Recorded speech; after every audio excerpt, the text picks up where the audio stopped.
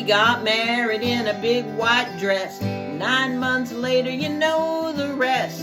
They put a car seat in the back of their Ford Pinto and drove that baby home nice and slow. Their lives would never be the same, but they vowed not to complain. The room was stocked with baby things. They wondered what the future would bring.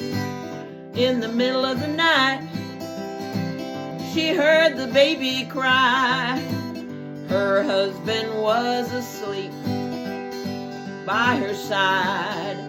She got up as mothers do and went into the room. She picked her up and said, "I'm here, I got you. Don't you fear, everything's gonna be alright." In the middle of the night, that baby grew up before their eyes.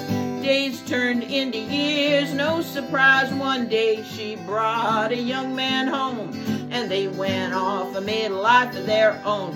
Their house seemed empty and not the same, but they vowed never to complain. Soon they had their first grandkid, and they were asked to babysit. In the middle of the night, she heard the baby cry.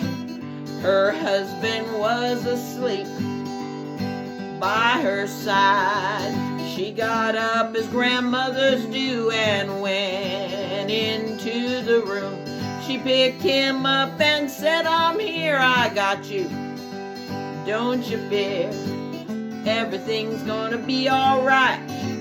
In the middle of the night, when you watch a baby from the start, there's a special bond in your heart when they open up their eyes and give you a smile. All's well with the world for a while.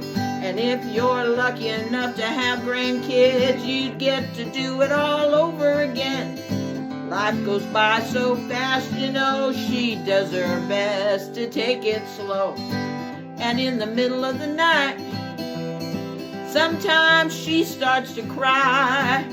Her husband's still asleep by her side. She gives him a hug and says, "I'm here, I got you, don't you fear, everything's gonna be alright." In the middle of the night, everything's gonna be alright.